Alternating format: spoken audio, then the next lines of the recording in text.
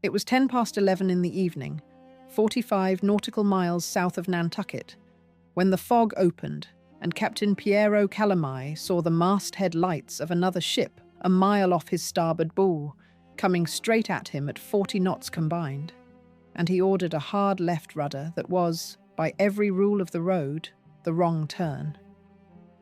Below, on the upper deck, a 14-year-old girl was asleep in cabin 52. Italy had called her ship Unsinkable, a floating gallery of post-war art, the safest liner on the Atlantic. In 1 minute, a Swedish ice-breaking bow would open her side to 7 compartments, drown the port lifeboats in their davits, and give her 11 hours to die.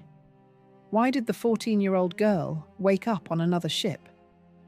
If the great ocean liners hold you, and the way they die holds you more, subscribe to The Last Voyage and stay with this one to the end, because what took the Andrea Doria down is not the collision most people think. Chapter 1. The Pride of a Defeated Country. In the summer of 1949, Italy had lost the war, lost her fleet, lost the pride of 100 years of Atlantic passenger service, and the government sat down with the Italian line to build one ship that would say the country was still beautiful. The books of the Italian passenger fleet in 1945 were the books of a country that had almost ceased to exist. The Rex, the great blue riband holder of the previous decade, had been bombed by the Royal Air Force in Trieste harbour in 1944, with her riband still on her mantelpiece. The Conte di Savoia, her running mate, had been bombed by American aircraft in La Spezia the same summer. The Roma, the Augustus, the Giulio Cesare, every major Italian liner had either been sunk in port, scuttled, or seized. Of the great pre-war fleet, only the Saturnia and the Vulcania remained afloat, and both of them were tired ships, working their 5th decade against a North Atlantic passenger trade that was itself changing.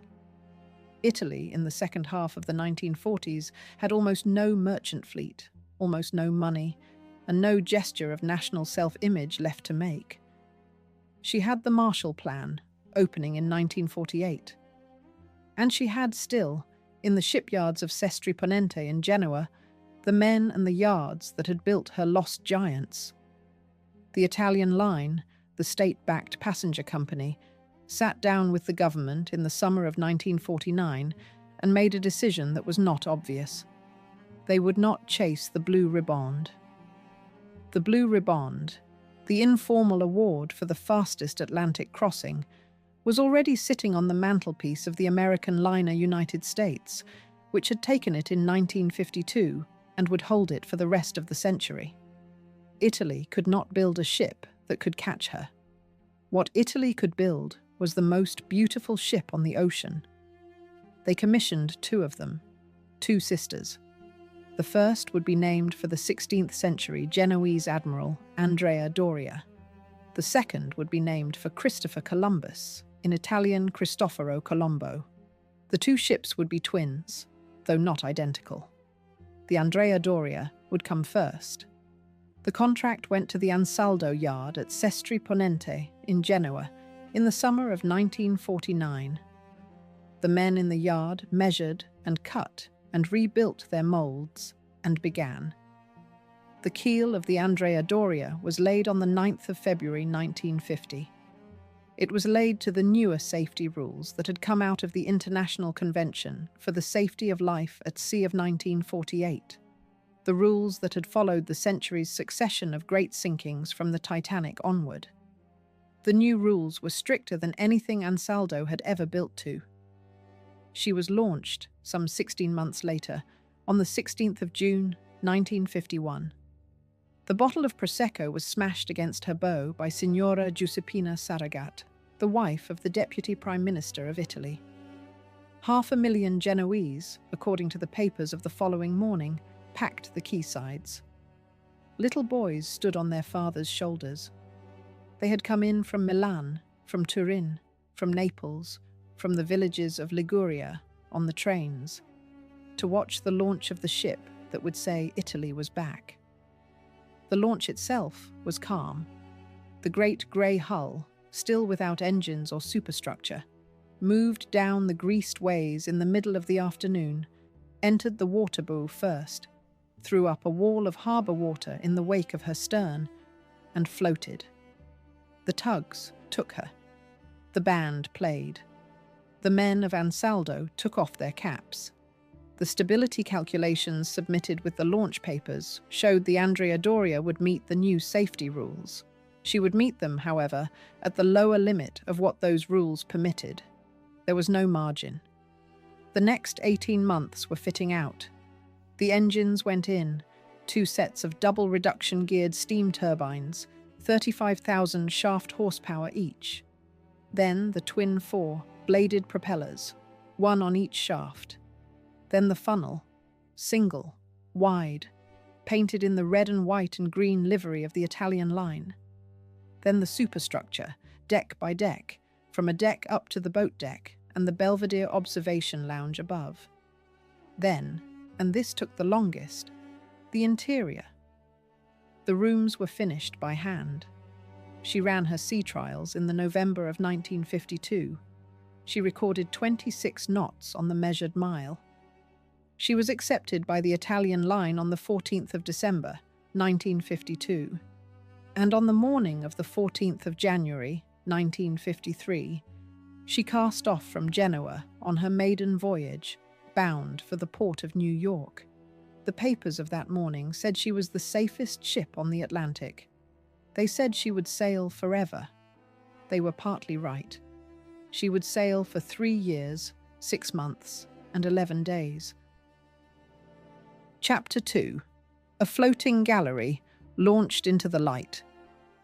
They spent $1 million on the art alone, a sum equal to $11 million now, and they hung the ship with paintings, tapestries, mosaics, and 1 life-sized bronze admiral.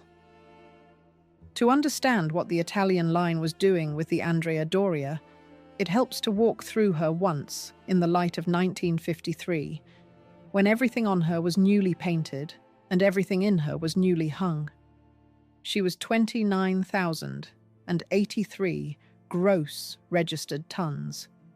She measured 697 feet from stem to stern and 89 feet across the beam. Her draft was 30 feet. She carried 8 lifeboats on each side, 16 in all of them steel. She had a service speed of 23 knots and a maximum of 26 knots. She had a full passenger capacity of 1,241 souls distributed across 3 classes and a crew of 563. She had 11 watertight compartments and a double bottom running the full length of the hull. Above the water, she had a single wide funnel, a mast forward and a mast aft, and 10 decks. Her lower decks were her machinery and her tourist class. Her upper decks were her cabin class, her first class, her boat deck, and, high above the boat deck, tucked into the front of the superstructure, her Belvedere observation lounge. From the Belvedere, on a fine night in mid-Atlantic, a first-class passenger could sit in an armchair at a small table and watch the ship's bow open the Black Sea in a long, slow, phosphorescent line all the way to the horizon. She was a beautiful room to sit in. That, and not her speed, was the whole point. The interior of the Andrea Doria had been given to the Genoese ship designer Nino Zoncada. Zoncada laid out the public rooms. The first-class lounge held Salvatore Fiume's 4 painted panels of life in the 20th century. The first-class ballroom's centerpiece was a bronze life-sized figure of the 16th century Admiral Andrea Doria himself, cast by the sculptor Giovanni Pagani, standing sword at his side in the corner of the room. The cabin-class dining room carried ceramic murals by Ilya Fastovsky. There were mosaics by Fausto Melotti, glass by Pietro Chiesa, tapestries by Michael Ratchlis. The first-class dining room on the foyer deck was the ship's grandest public room. The cabin-class dining room, 1 deck below, was smaller but only slightly less handsome. The tourist class dining room, forward on the same deck, seated the great mass of the westbound trade. Tourist class was where the Italian emigrants ate their last 3 suppers before New York. Each of the 3 classes had, above deck, its own outdoor swimming pool. First class had the largest. Cabin class had a slightly smaller pool. Tourist class, unusually, and, at the time, revolutionarily, had its own pool as well. A third-class swimming pool on a North Atlantic liner was in 1953, not a normal feature. The Italian line had put it there because most of their tourist-class passengers, sailing west, were southern Italian and Sicilian emigrants, and the pool was, on the manifest, a gesture. The whole of the ship, from the pool tiles to the ballroom carpet to the last brass doorknob in the smallest tourist cabin, had cost in interior fittings, artwork, glass, porcelain, and furnishings about $1 million United States dollars of 1953. That was a great deal of money. In today's money, it comes to about $11 million. Contemporary journalists called her a floating art gallery. Contemporary Italy called her a promise. She left Genoa at noon on the 14th of January, 1953. She made Naples the next morning. She made Cannes the day after. She made Gibraltar in another day. And then, on a morning in the middle of the North Atlantic, in a rising Atlantic gale, a rogue wave came at her out of a heavy sea, struck her, and rolled the ship 28 degrees. 28 degrees. The design specification for launching lifeboats was 15 degrees. On her maiden voyage, in a fully laden condition, she had exceeded her lifeboat launch limit by nearly double. The ship came back to the upright. She did not have any further trouble on the crossing. The Italian line put out a press release about the beauty of the ship and the elegance of the maiden voyage. Nobody mentioned the 28 degrees. It stayed in a small paragraph in the master's log, in the ship's own bridge diary, and in the archives at Ansaldo. In 3 years and 6 months, no one at Ansaldo would think of it again. It would come back, uninvited, on a July night off Nantucket. Chapter 3. The one compromise the drawings buried. To be beautiful, she had to be light, and to be light, she had to be built to the newest safety rules that gave her no margin at all. The Andrea Doria had been designed as a 2-compartment ship. This meant, in the language of naval architecture, that she was required by the international rules to remain floating and upright if any 2 of her adjacent watertight compartments were opened to the sea. She was not required by the rules to remain floating if 3 or 4 or 5 adjacent compartments were opened. Nobody built a passenger liner to remain floating if 5 compartments were opened. Nobody built a passenger liner to remain floating if 7 were. The compartment count was the beginning of the argument, not the end of it. What mattered as much as the number of compartments, in the naval architect's mind, was the height of the bulkheads that separated them and the shape of the cross-section of the ship. In the Andrea Doria, these things had been designed to the minimum allowed by the 1948 rules. Her transverse watertight bulkheads, which divided her into 11 compartments, did not rise to the strength deck. They stopped at A deck, which was about 7 feet above the loaded waterline. Above a deck, the bulkheads were replaced by ordinary interior walls, none of them watertight. This was normal for a passenger liner of the period. If the ship should list far enough that the sea rose to the level of a deck, water would flow over the tops of the transverse bulkheads and would, sideways, spill from one compartment to the next. This was not a defect. This was the accepted design. It merely meant, and every naval architect knew it, that a serious list past a certain angle would rapidly become fatal. Her fuel storage tanks, running outboard along the ship's sides, were arranged in transverse pairs, a starboard tank matched to a port tank at each frame. Standard operating practice on the Andrea Doria and on every modern liner of her size was to burn fuel symmetrically. That is, as the starboard tanks emptied, the port tanks emptied at the same rate.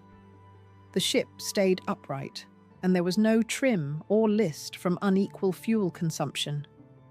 The tanks emptied over the course of a voyage, so that a ship arriving at New York after 9 days at sea from Genoa had typically less than a quarter of her original fuel remaining. The older practice, from the era of the Titanic and the Lusitania, had been to compensate for the empty fuel tanks by filling them with seawater ballast, so that the ship's total mass at the end of the crossing was similar to its mass at the start. The modern practice, adopted across the North Atlantic passenger trade in the 1930s and 40s, had been to stop doing this. The seawater fouled the tanks and cost days of cleaning in port, and, in the standard case, made no difference to safety.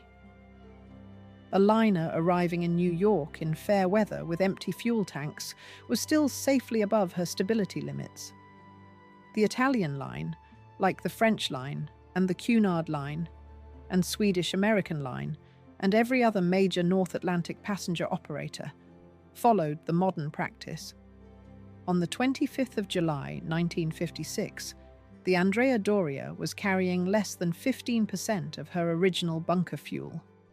Her transverse fuel tanks were, on both sides, nearly empty. The double bottom, running the full length of the hull, protected her keel from grounding damage. It did not, however, extend up her sides. Above the turn of the bilge, the ship's side was a single plate of ordinary carbon steel, riveted and welded to the frames. In a side impact, a side collision, there was no second skin. The single plate would be all there was. Every one of these things, taken individually, was ordinary for a 1950s liner. Every one of them together produced a ship that would survive the accidents the rules had been written to survive, and would not survive anything worse.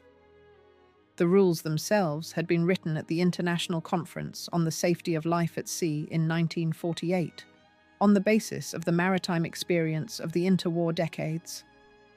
The rules had been written for a world in which the worst reasonably possible casualty for a passenger liner was a torpedoing at war or a grounding on a shoal at reduced speed. They had not, in the writing of the rules, contemplated a passenger liner being struck squarely in her side at right angles at 18 knots by an ice-breaking buoy. Such a thing had never happened. The rules had been written for a world in which the risk was to strike a rock, not to be struck by a ship. And the Andrea Doria had, on the 25th of July, 1956, gone into a world for which the rules had not been written. Chapter 4. 51 Crossings and the 51st. Between January 1953 and July 1956, she crossed the Atlantic 50 times without incident, and on the 17th of July 1956, she cast off from Genoa on the 51st. She sailed on schedule. The Italian line, having invested itself in her, had marketed the Andrea Doria as a floating symbol, and the symbol had to be seen. She left Genoa every 3 weeks, called at Cannes, called at Naples, called at Gibraltar, crossed the Atlantic in 8 days, entered New York Harbor past the Statue of Liberty at dawn, spent a week at her Manhattan berth, and turned around for Italy. The rhythm of the ship was the rhythm of the Italian post-war recovery. She carried, westbound, Italian emigrants going to work in Detroit and Boston and New York. She carried, eastbound, wealthy Americans on tours of Rome and Naples and the Amalfi Coast. In her 3.5 years, nothing happened. The papers stopped mentioning her. The 51st crossing began on the 17th of July, 1956. The Andrea Doria cast off from Genoa at noon under a clear summer sky. Captain Piero Calamai was in the wheelhouse. She would take on more passengers at Cannes the next day, more at Naples the day after, and a final 6 at Gibraltar 3 days later. The Cannes passengers were, as ever, a mix of French provincials and a scattering of American tourists coming home. The Naples passengers were the great mass of the westbound trade. They boarded at Naples in the late afternoon of the 19th of July, filing up the gangplank with their cardboard suitcases and their string-tied bundles and their sleeping infants. They were the emigrant families of Naples, of Salerno, of the villages of Campania and Calabria and Basilicata. They were going to America. They were going to Brooklyn, to South Philadelphia, to the north end of Boston, to the industrial suburbs of Detroit.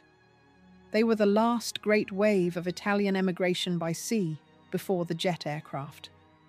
Some of them wore their entire wardrobe on board.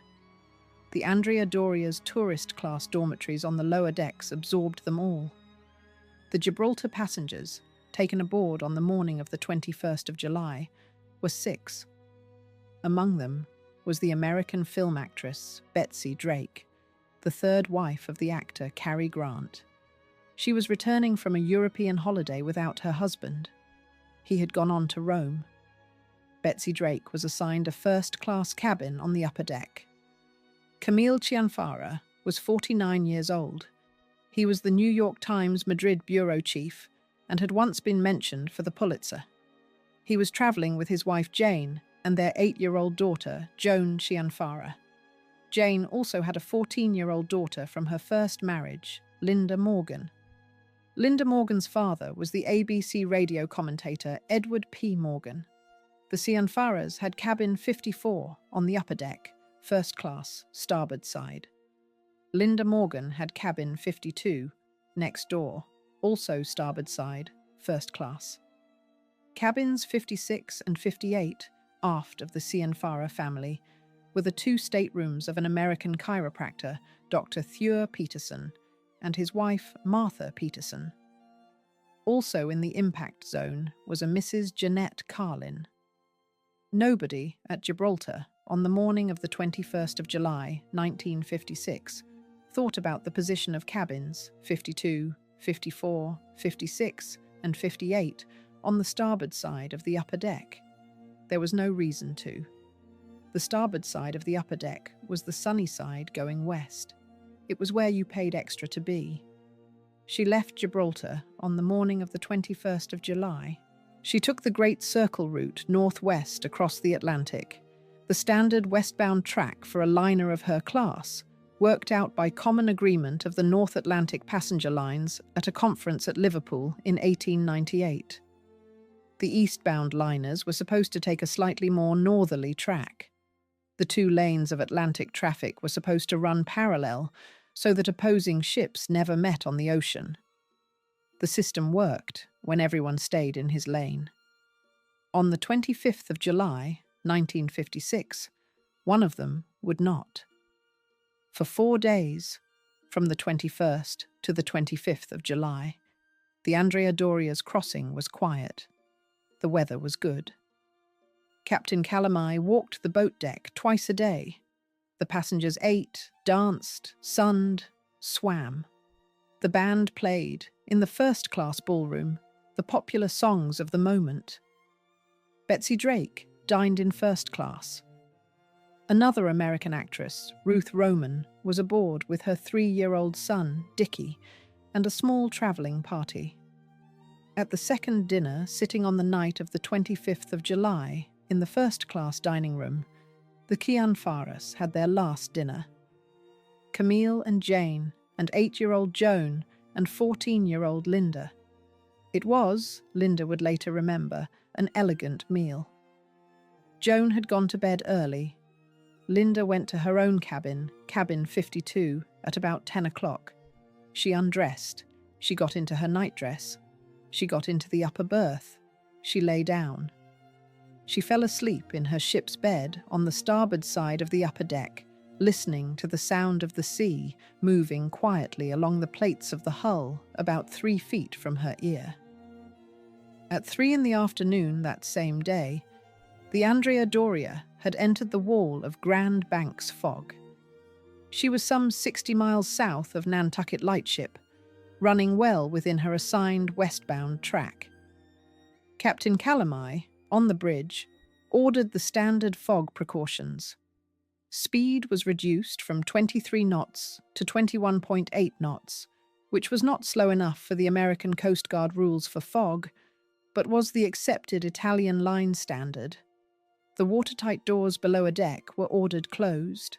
The fog signal, one long blast every minute from the ship's steam horn, was begun.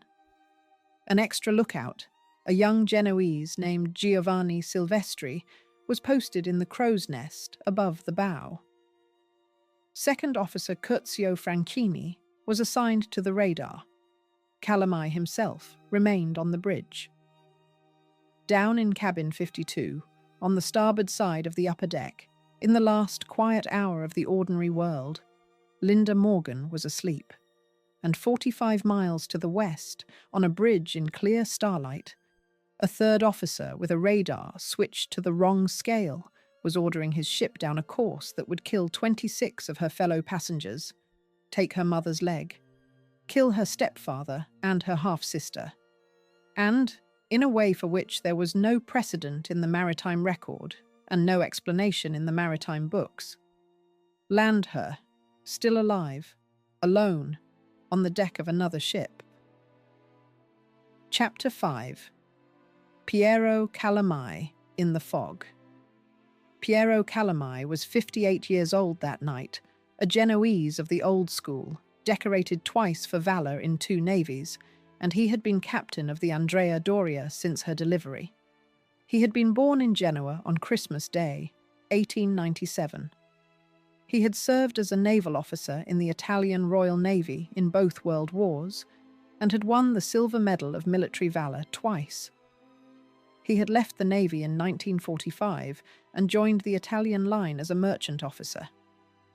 By the time the Andrea Doria was delivered in December 1952, he had commanded 27 vessels for the line. She was his 27th command, and, at that date, the finest ship afloat under the Italian flag.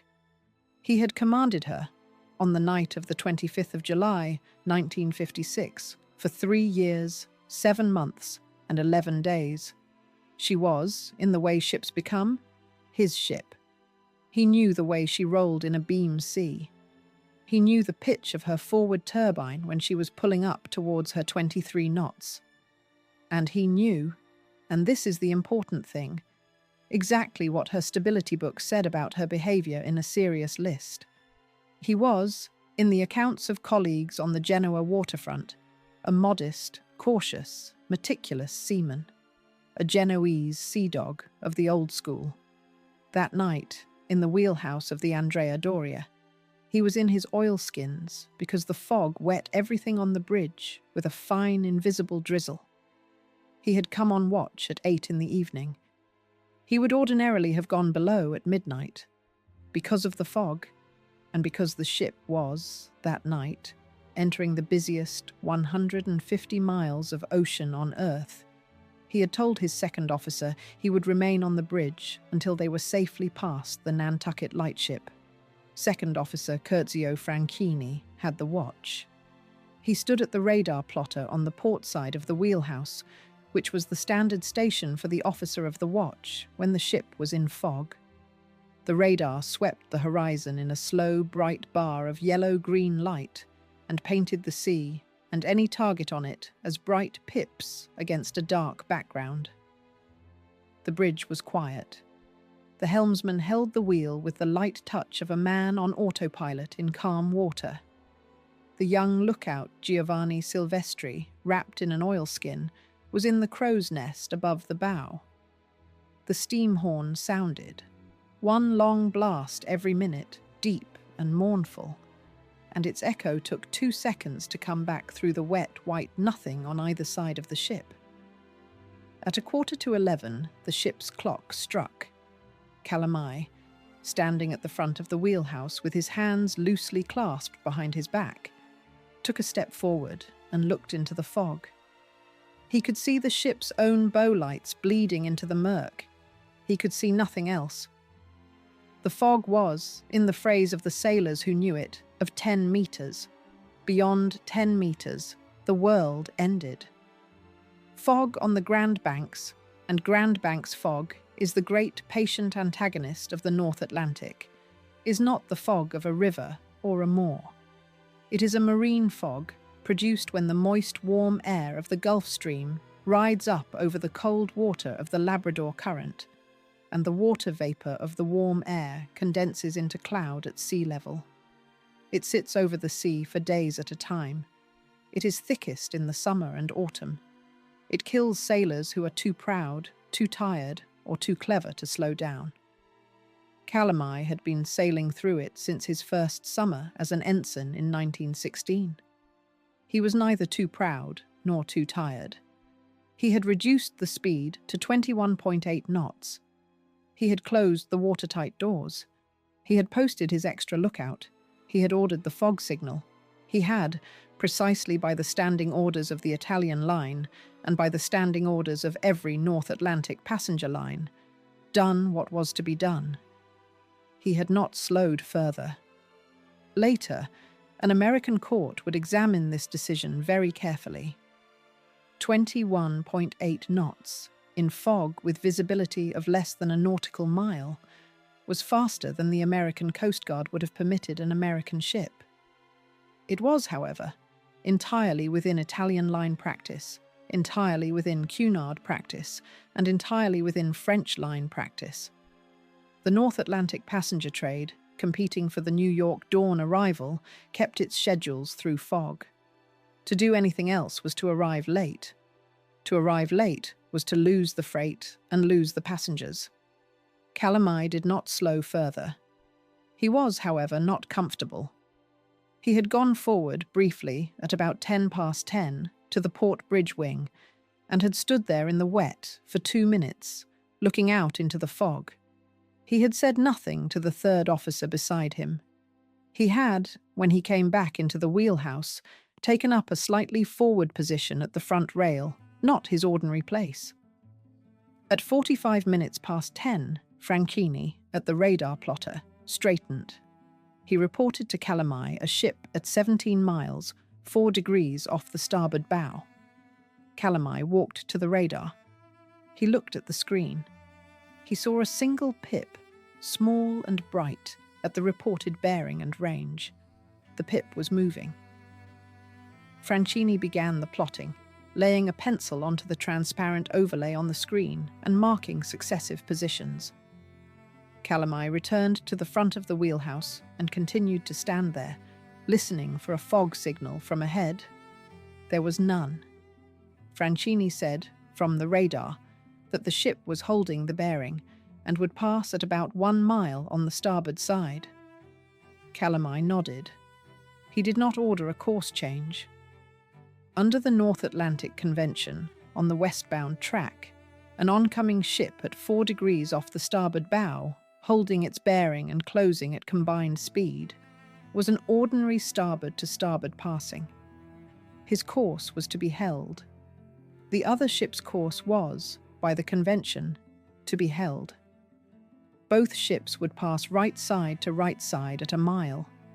He did not know, in that moment, that the other ship was blazing with masthead lights in clear starlight and was heading directly for him.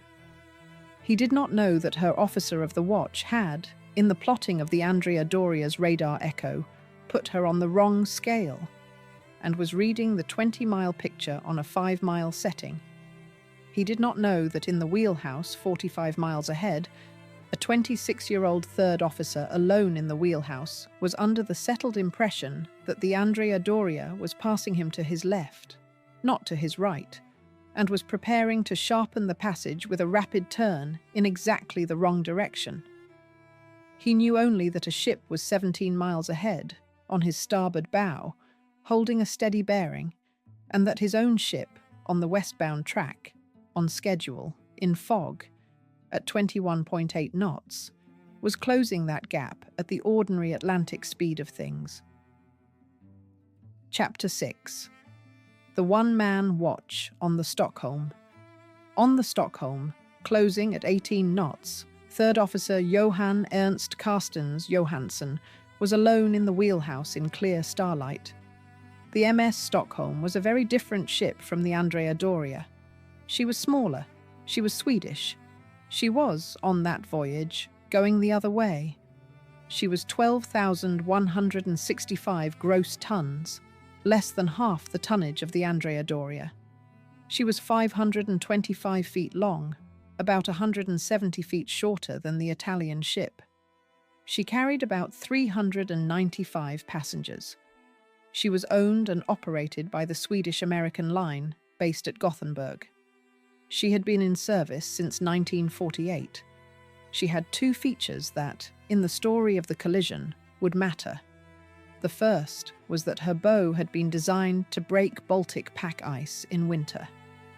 The Swedish-American Line's routes ran, in the coldest months of the Baltic year, past icebound northern ports, and the Stockholm had been built with a reinforced ice-strengthened raked bow.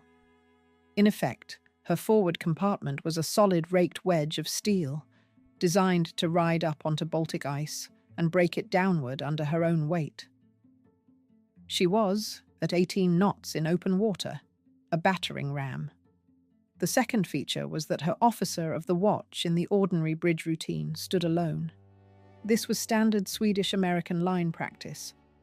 On the Andrea Doria, at 11 o'clock in the evening in fog, the wheelhouse was fully manned with the captain and his officers and a helmsman and a lookout.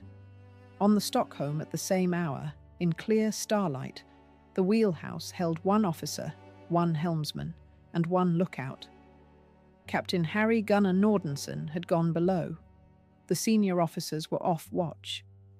The Swedish-American Line, in its bridge manual, permitted the officer of the watch to run the ship alone in clear weather on his own responsibility. The third officer, on the 4-hour watch from 8 o'clock in the evening to midnight, was, at 11 o'clock on the 25th of July, 1956, the master of the Stockholm. His name was Johan Ernst Carstens Johansson. He was 26 years old. He was German-born. He had been, briefly, in the final year of the Second World War, a Kriegsmarine cadet. He had come to the Swedish-American Line in 1948. He had, in the years since, become a Swedish naturalized officer. He was, by every rating in his file, an intelligent, careful, and reliable young officer. The Stockholm had cast off from Pier 97 on the west side of Manhattan in the late morning of the 25th of July, 1956. She was outbound for Copenhagen and Gothenburg. She carried her regular passenger complement and her regular crew. Nordenson had cleared the Ambrose lightship in the afternoon and had set an easterly great circle course of 90 degrees true, aiming for the Nantucket lightship. This was the eastbound track by common convention. It was also, in the summer of 1956, a track that ran within a few miles of the westbound track. The Swedish-American Line's own operating manual said the eastbound liners should pass north of the Nantucket lightship. Nordenson, and every Swedish-American line master of his period, cut the corner. It saved hours across the Atlantic on average, and thousands of dollars in coal. He had done it on every eastbound voyage he had ever made. He had, on the previous crossing, made the same shortcut on a night of clear starlight without incident. That evening, a favorable current pushed his ship steadily off her intended track as she ran east. At the change of watch at 8 in the evening, when Carstens Johansson came on, the Stockholm was already about 20 nautical miles north of her intended Great Circle track, and, because of the corner cutting, still crossing straight into the westbound lane. This was known. Nordenson had noted it in the log. He had not corrected. He was cutting the corner, and the corner was, for this evening, sharper than he had planned. He would correct in the morning. He went below. Carstens Johansson came on the bridge at 8 o'clock and took the ship. He did what was standard. He held the helmsman on 90 degrees true.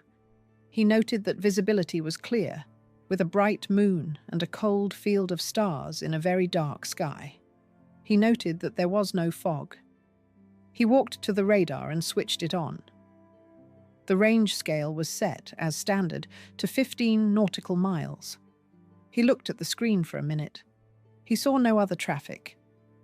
He went to the little chart table in the wheelhouse and began, in the ordinary way, to enter the 8 o'clock position in the log. At about 10:30 in the evening, Carstens Johansson walked back to the radar. He wanted to see any close-in traffic before the two ships that would inevitably be approaching from the fog belt over the Nantucket shoal. Water came within visual range. He reached out, and without a note in the log, turned the range scale switch from 15 miles to 5 miles. This is the moment. The dial had several positions. He had gone from 15 to 5. He had, at the same time, done what was standard. He had. But he had not made a note, and at the time he made the change, there was no target on the screen. In the sweeps of the antenna, after he made the change, still no target. It went unremarked. Some minutes later, a target appeared on the screen.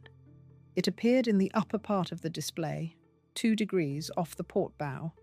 At a distance, the screen showed him to be 12 miles.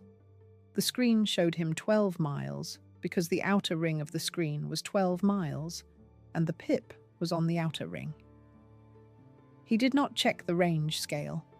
He glanced at it, but he did not read it. He had, some time earlier, switched from 15 to 5. He assumed still that he was on 15. On 15, the outer ring was 15 miles, and a pip a whisker inside the outer ring was 12. He was on 5. The pip a whisker inside the outer ring was 4. He did not know. He plotted, on the transparent overlay, the successive positions of the target with a china pencil. He noted the target's bearing was steady, 2 degrees off the port bow. He noted the target's range was closing. He noted that its speed of closure, at the rate the pip moved between sweeps of the antenna, was, on his mental scale of 15 miles, about 40 knots. It was in fact 40 knots, but it was closing on him from 4 miles, not from 12. 40 knots is 40 knots. Range is range. He had minutes, not tens of minutes. He did not know. He looked at what he saw. He saw a target passing him port to port at 1.5 miles on his current picture. He thought there was time. He turned back to the chart table. He looked at his chart. He noted the position. He crossed the wheelhouse and looked ahead through the wheelhouse window. There was nothing to see. The moon was up. The sea was calm. There was, ahead, in the far distance, a faint darkening on the eastern horizon that he took to be a squall or a fog bank, no closer than the target and no more important. He turned back to the radar. He read, still, the closing speed as about 40 knots. He thought the closest point of approach, if both ships held their courses, would be about 1 mile at the port beam. This is the calculation his mind held. It was the calculation of a target 12 miles away, closing at 40 knots and passing at 1 mile. It was the calculation for a picture that did not exist. He was, in reality, 4 minutes from a right-angle collision at almost point-blank range.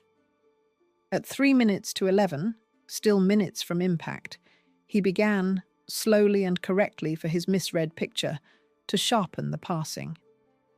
He wanted, in his settled mind, to open the closest point of approach from 1 mile to 2 miles.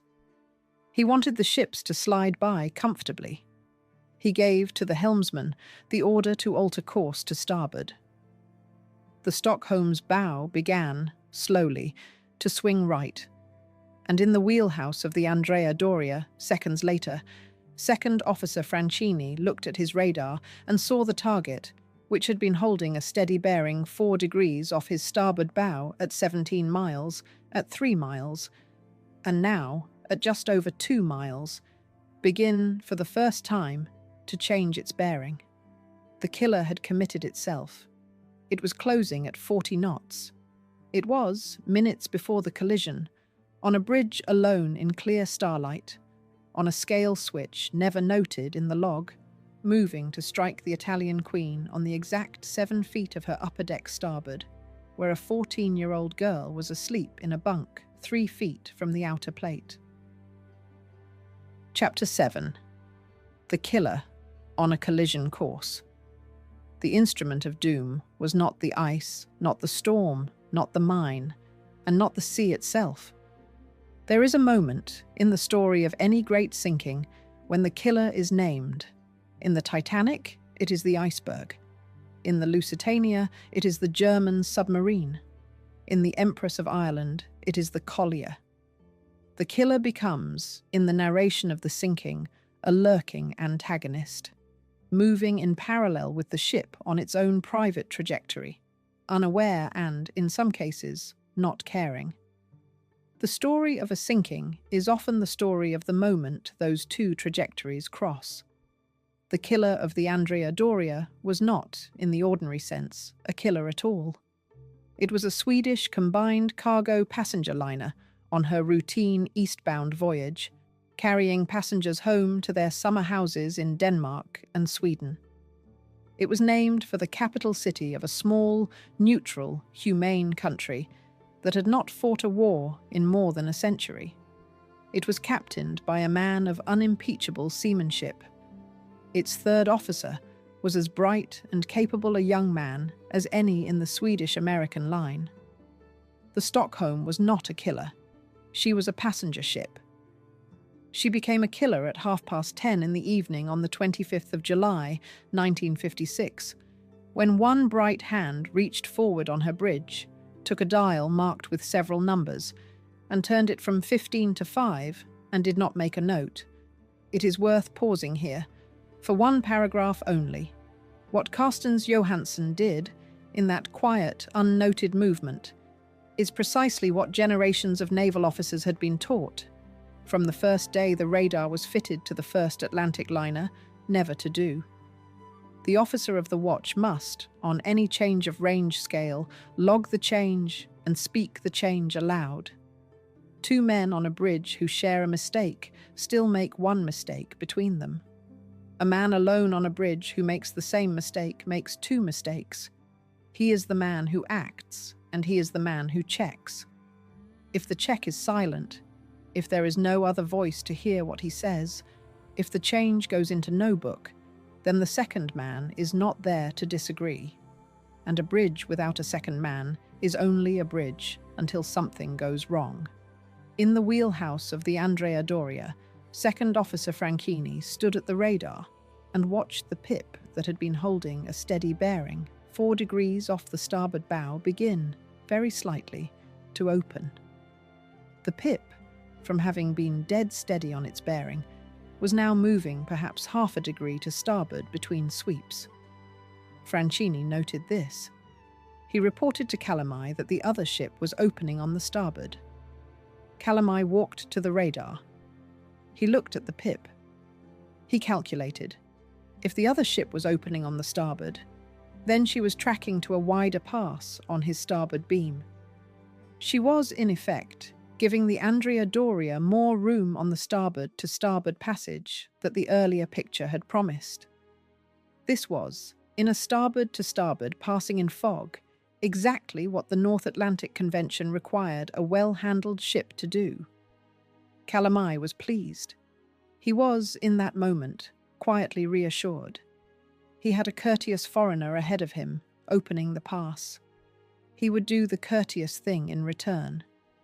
He ordered, in a soft voice, a course change of 4 degrees to port. This was to open the pass on his side. It was the tiniest of manoeuvres. It also had one absolutely inescapable consequence. It committed the Andrea Doria, absolutely and forever, to the starboard to starboard passing that the picture in Franchini's radar was telling him he was making. From the moment Calamai's 4 degree port turn was executed, The Andrea Doria could not, without a very hard turn indeed, get out of a starboard to starboard passing with the target ahead. Meanwhile. And there is a meanwhile here that matters. Meanwhile, on the bridge of the Stockholm, Carstens Johansson, at almost exactly the same time, still convinced he was on the 15-mile scale, still convinced the target ahead was at 10 to 12 miles, still convinced the target was 2 degrees off his port bow, was preparing a mirror image maneuver. He was preparing a port-to-port passing. In his mental picture, the two ships would slide past one another with a full mile of starboard beam separation. To open that pass a little further, and this was again exactly what a well-handled ship in his position was expected to do, he intended, in a minute or so, to make a small alteration to starboard. Two ships, two bridges, two officers behaving correctly for the picture they saw. Two pictures that were not the same picture. Both officers were, in their own frames of reference, doing the elegant thing. Both officers were, in reality, closing at 40 knots across a shrinking gap of 4 miles that neither of them could see out of the wheelhouse window, because one of them was in fog and the other was in clear night without knowing there was fog ahead. This is the moment for the naval academies. This is why generations of them would, and still do, teach this story. It is not the story of a fool.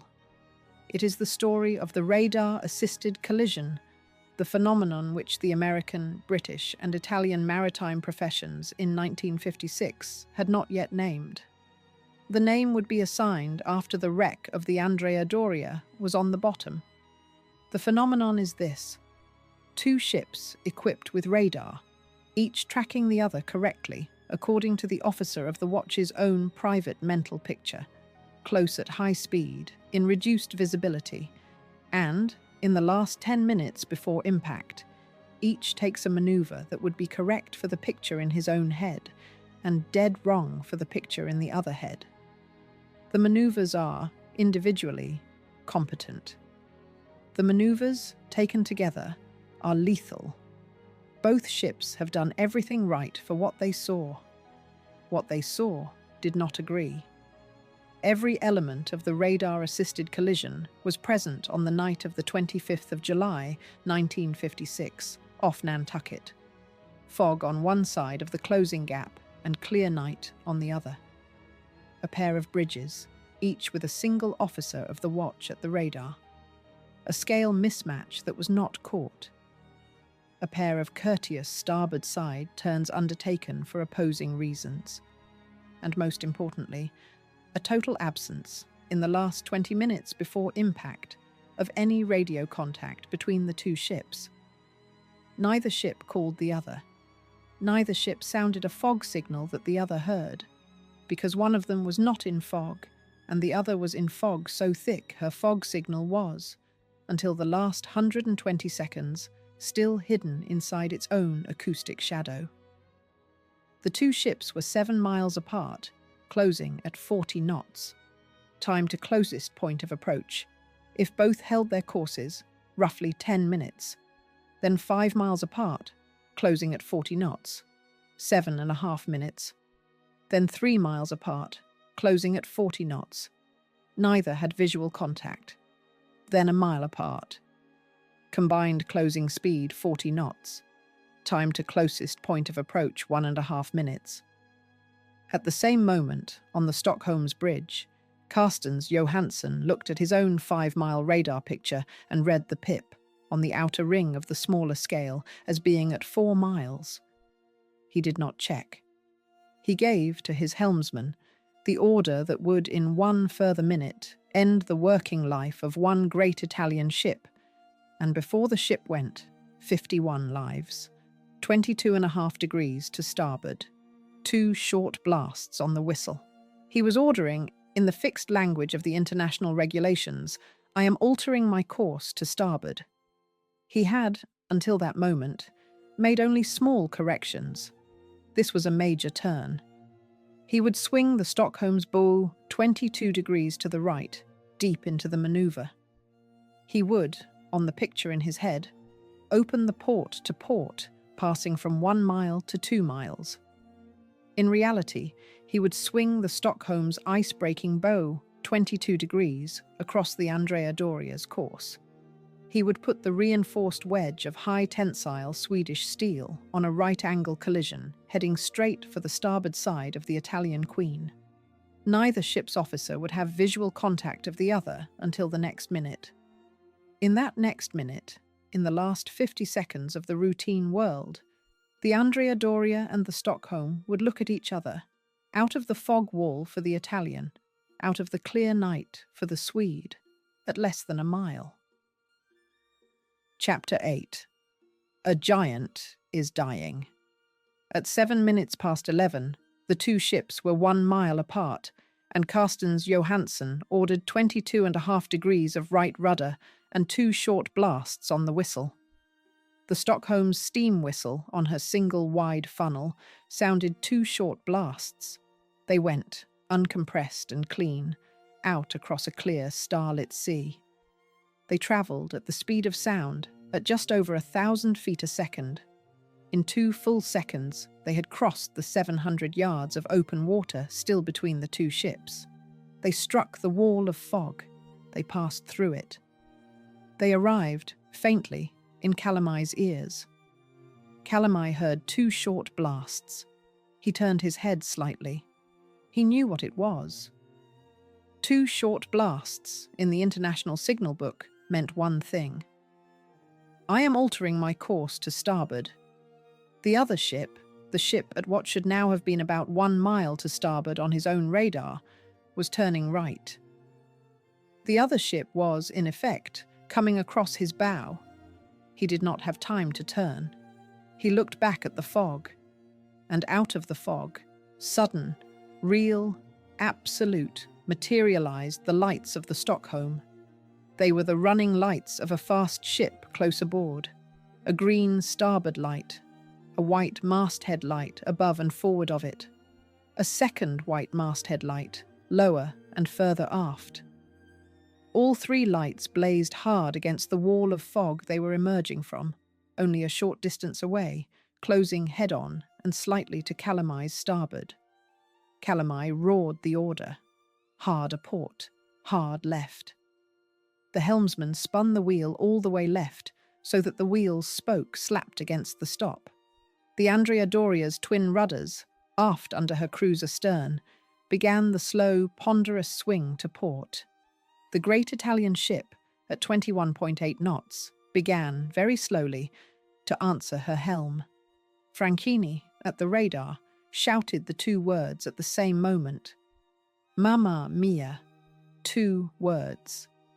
It is not, in this instance, quite the phrase of exasperation it is in the ordinary Italian expression. It is the phrase, and any Italian will tell you this, that a man says a full second before his life becomes something else entirely. At approximately 10 past 11 in the evening on the 25th of July, 1956, 45 nautical miles south of Nantucket, at 40 degrees, 30 minutes north, 69 degrees, 53 minutes west, the reinforced ice-breaking bow of the MS Stockholm, moving at 18 knots and rotated by her 22.5-degree right turn onto a heading roughly at right angles to the starboard side of the SS Andrea Doria, struck the Italian ship at frames 155 to 173 of her hull. Depth of penetration, approximately 30 feet. Height of penetration, from the double bottom below the upper deck, straight up through the Belvedere observation lounge above the boat deck. The impact was almost at right angles.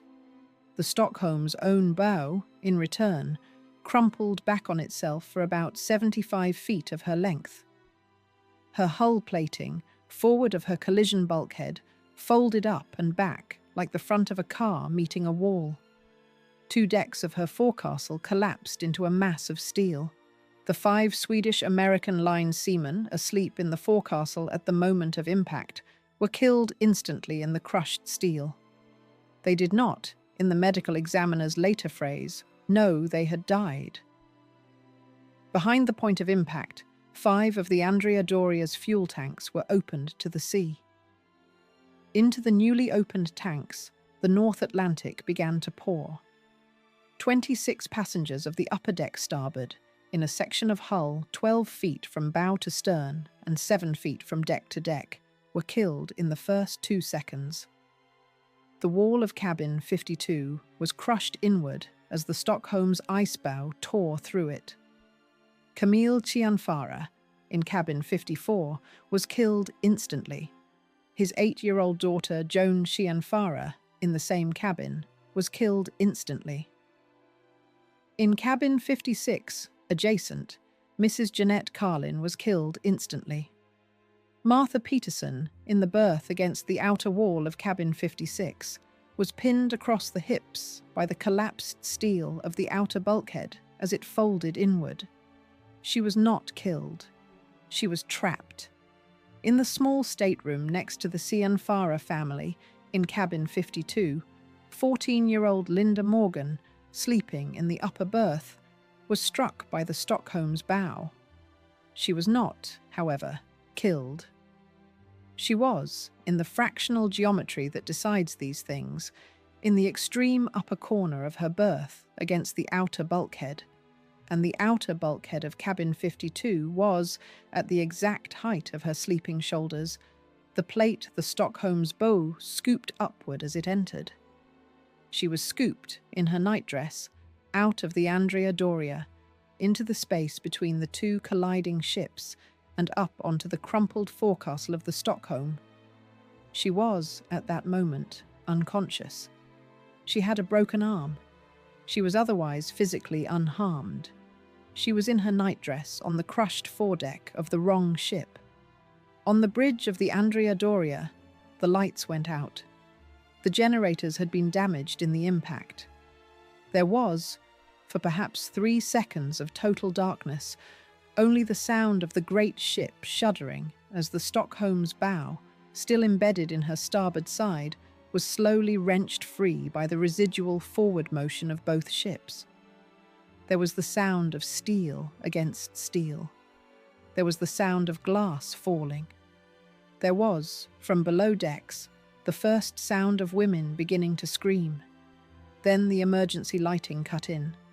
The Andrea Doria's own auxiliary generator in the after-engine room took over. Bulbs, in 1 out of every 3 overhead sockets, came on. A dim yellow light, the light of a bedside lamp, spread through the great ship. Calamai, in the wheelhouse, straightened. He looked at the ship's inclinometer, the bubble in the arc of glass mounted above the bridge console. The inclinometer, which under a moment before had read 0, now read 15. In the next 25 seconds, before Calamai could give a further order, the inclinometer moved from 15 to 18. In the next 2 minutes, it would move from 18 to 22, and it would never move back. The Andrea Doria was already dead. She would take 11 hours to know it. Chapter 9. 18 degrees, in the first minute. Within 1 minute of the collision, the Andrea Doria was lying 18 degrees to starboard, and every man on her bridge knew it was not coming back. There is a moment in every serious ship's casualty when the officers who know their vessel look at her and understand, without needing to say so aloud, that she is finished. The moment is not the moment of impact. It is the minute after. It is the minute in which the officers watch the inclinometer, and the inclinometer does not steady and does not correct itself and does not so much as pause. It continues, quietly, to move. Calamai stood at the front of the wheelhouse in the yellow emergency light. He was reading, silently, the inclinometer. He was making the calculation that any captain of a modern passenger liner makes in that minute. He was reading, from the angle of list and the rate of change of that angle, the stability of his ship, and he was reading her stability against the pages of the stability book he knew by heart. He was calculating the effect of the flooded compartments on the metacentric height. He was calculating the effect of the fuel tanks. He was calculating the effect of the transverse bulkheads that stopped at A deck. He was calculating, and this is the terrible thing, the effect of the design compromise he had known about for 3 years, since he had first read the stability book in December 1952. Franchini did not need to be told. He knew. The Andrea Doria had, in the first minute after the collision, taken on the mass of water that would flood 5 ruptured starboard fuel tanks. On the port side, the empty port fuel tanks contributed no counterweight. The center of gravity of the ship, which had before the collision been almost exactly on the ship's center line, had, in the first minute, moved decisively to starboard. A decisive shift of the center of gravity on a hull 27 meters wide is, in the language of ship stability, catastrophic. It was more, by any measure, than any ship of the Andrea Doria's class had been designed to withstand. It was, precisely and exactly, the condition the naval architects had privately warned would take her over. The design specification had assumed a 2-compartment casualty. The actual casualty was 7 compartments. The design specification had assumed the starboard side and the port side would be roughly balanced in weight, either both full or both empty. The actual condition on the night of the 25th of July was 5 ruptured and full starboard tanks against 6 empty port tanks. The design specification had assumed that if the ship listed, she would list within a range within which her transverse bulkheads, 7 feet above the waterline at A deck, remained above the sea. The Andrea Doria's list was already at a point where the water on the starboard side was lapping over the top of the transverse bulkhead, separating one compartment from the next. Water was beginning to spill sideways from compartment to compartment across the top of the bulkhead into what was, until then, an intact compartment. The double subdivision that had made her a 2-compartment ship was being defeated by the height at which the bulkheads had been drawn. The list was 20 degrees. At 20 degrees of list, the Andrea Doria's port lifeboats, all 8 of them, could no longer be swung outboard clear of the hull. The davits, the small pivoting cranes that held each lifeboat, had been engineered to swing outboard against gravity within the range 0 to 15 degrees of list. Beyond 15 degrees, the boat and the davit and the falls all rested against the ship's side. To swing a port lifeboat outward at 20 degrees list, the crew would have had to lift the boat against the ship's own weight, which was impossible. All 8 port lifeboats, with a combined capacity of 1,004 passengers, were unusable. They would stay in their davits until the ship rolled over, and they would go under with her. The starboard lifeboats, on the low side, were a different problem. They were the 8 lifeboats on the sunny side of the ship, which had, before the collision, hung about 30 feet above the sea.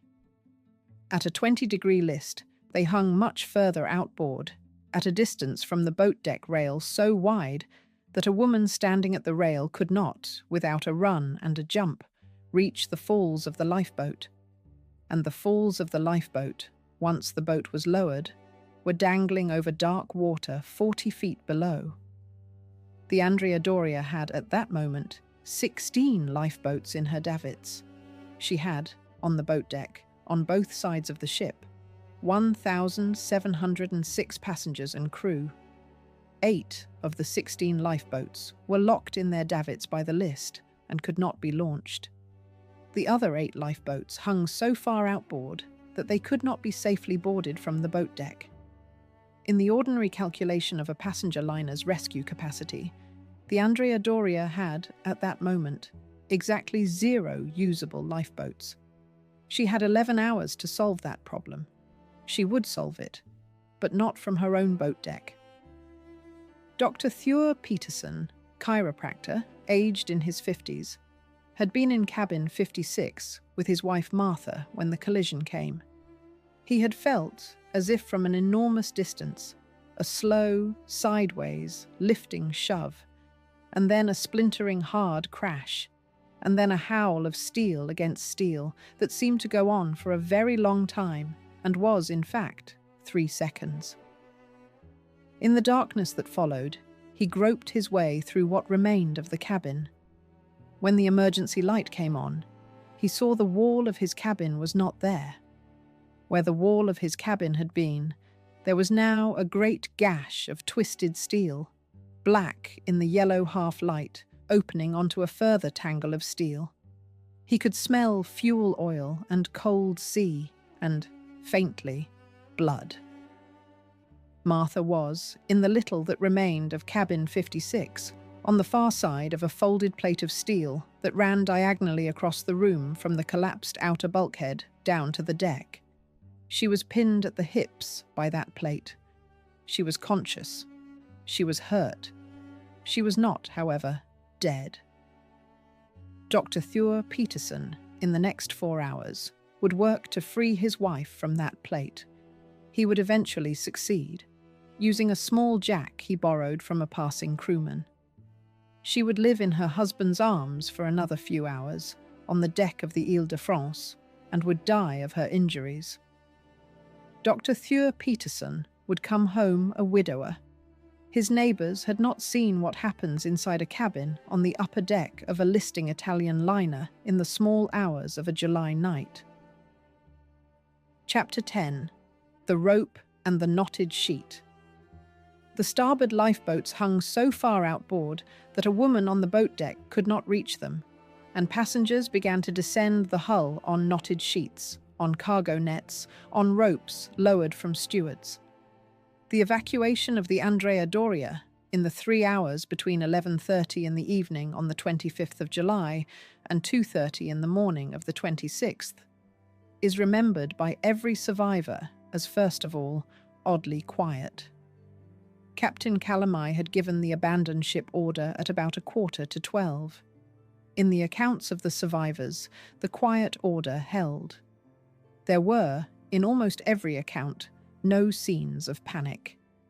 There were, instead, small, huddled family groups standing on the sloping boat deck in whatever they had been wearing when the collision came, waiting for someone to tell them where to go and how to get there. On the starboard side, the low side, the 8 starboard lifeboats were, after some difficulty, lowered on their falls until they hung in the water perhaps 8 feet below the boat deck rail. The steep list had brought the boats out on their davits so far that the boat deck rail overhung nothing but the sea. To reach the boat, a passenger had to sit on the rail, take hold of the falls of the lifeboat with both hands, and slide down about 8 feet of rope in the dark to drop into the boat. Older passengers could not do this. Passengers with infants could not do this. Passengers in evening dresses could not do this. Passengers in high-heeled shoes could not do this. The stewards, in their white jackets, began within about 25 minutes of the collision to bring up from the ship's stores the cargo netting that had been intended for hoisting freight in and out of the holds. They rigged the netting over the rail on the starboard side so that a passenger could descend on a webbed rope ladder rather than a naked steel cable. This helped. It did not solve. Some passengers, particularly the older women, could still not manage the 8 feet of descent.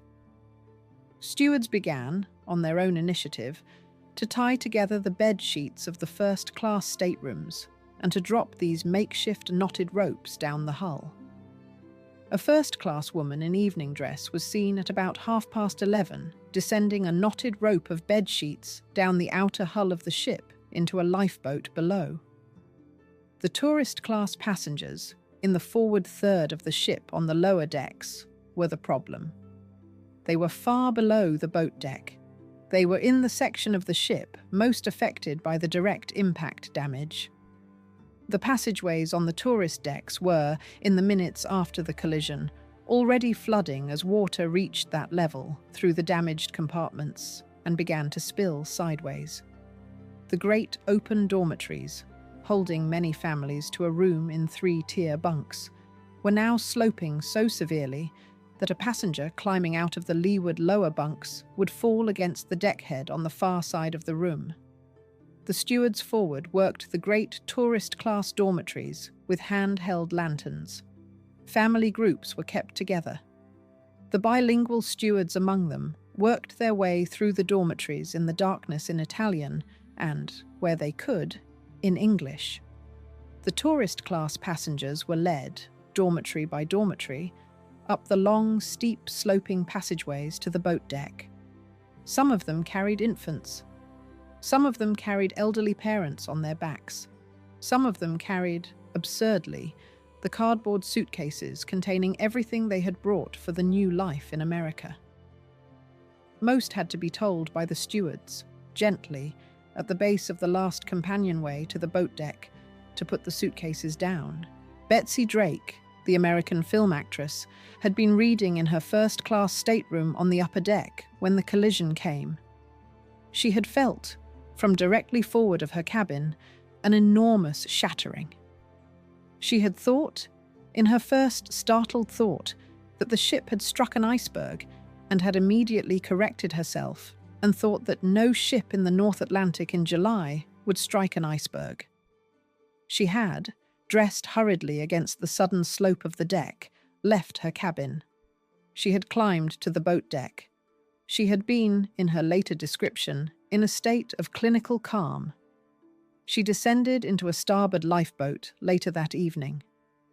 She was rescued in the middle of the night by a boat from the Ile de France. Her husband, Cary Grant, met her in New York. Ruth Roman, the actress, had been in the Belvedere observation lounge, high in the superstructure above the boat deck, when the collision came, with her 3-year-old son, Dickie, asleep in her lap.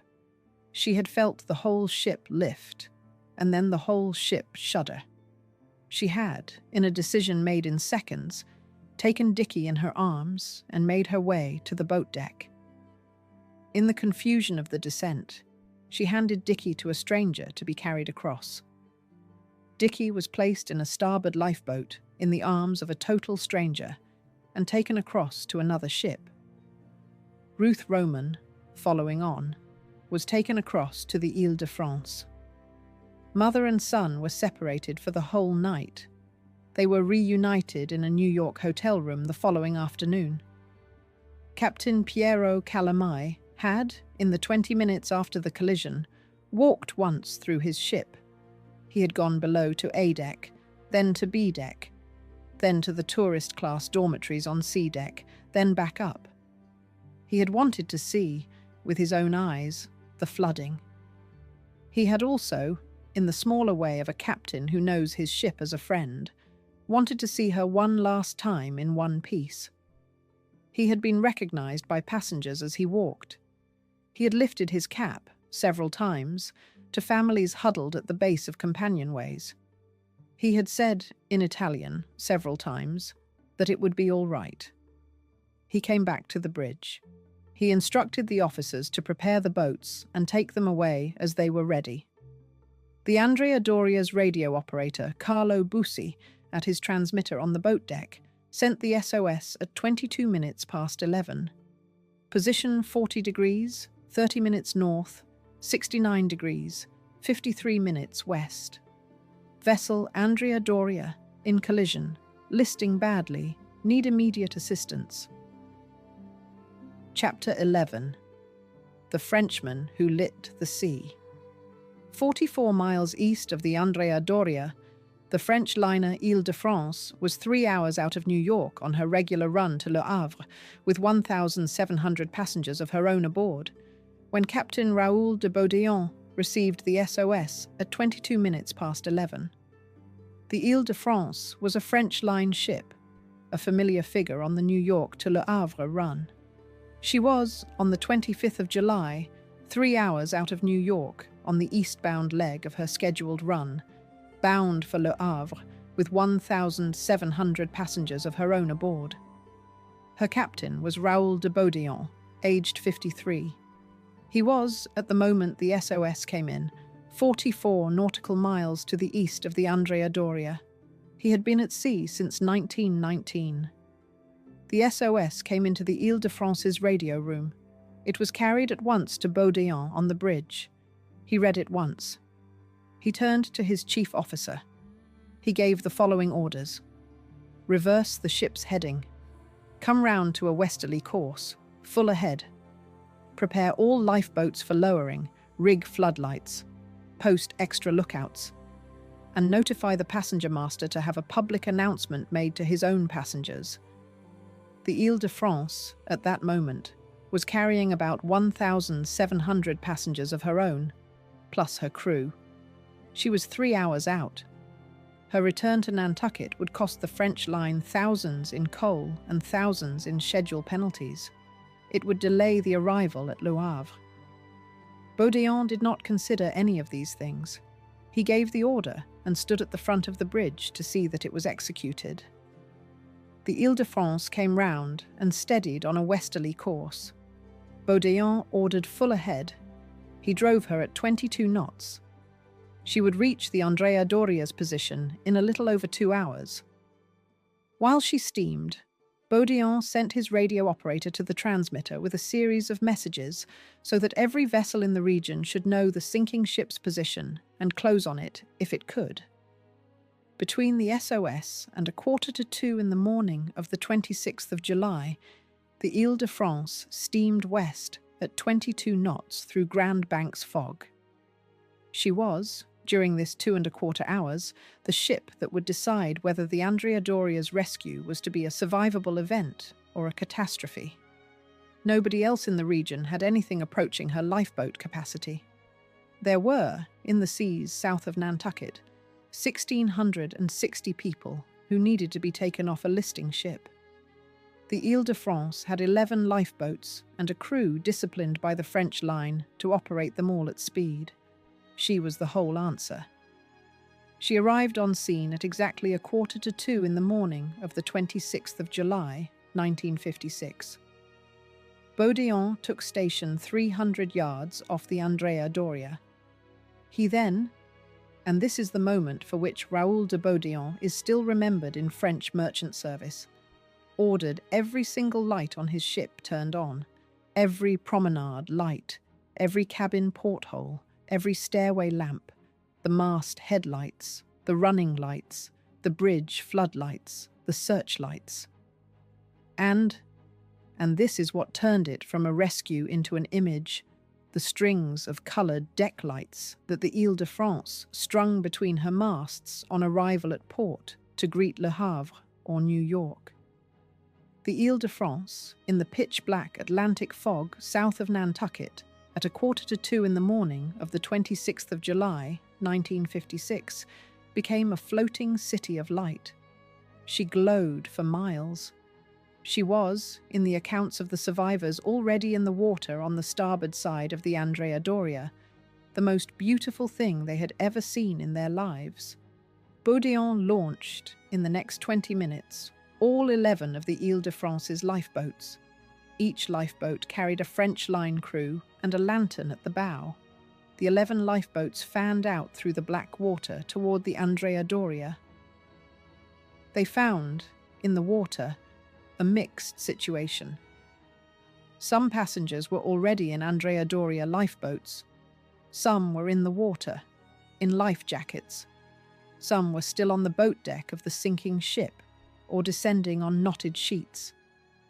The Ile de France lifeboats took whom they could take.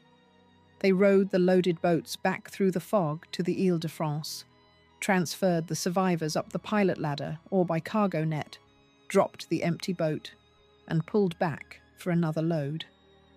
The 11 lifeboats made many round trips over the next 3½ hours. The Ile de France took aboard, by the early morning, 753 passengers and crew of the Andrea Doria. It was the largest single rescue at sea in peacetime history to that date. The other ships worked the wreck alongside her. The small freighter Cape Ann had arrived first, at about midnight, and had launched her 2 lifeboats to take off 129. The Navy transport USNS Private William H. Thomas had come in at about 1:30 and had taken off 158. The The destroyer escort USS Edward H. Allen had taken off 77. The Stockholm, damaged but afloat, had taken on 545 across from her own reduced bow.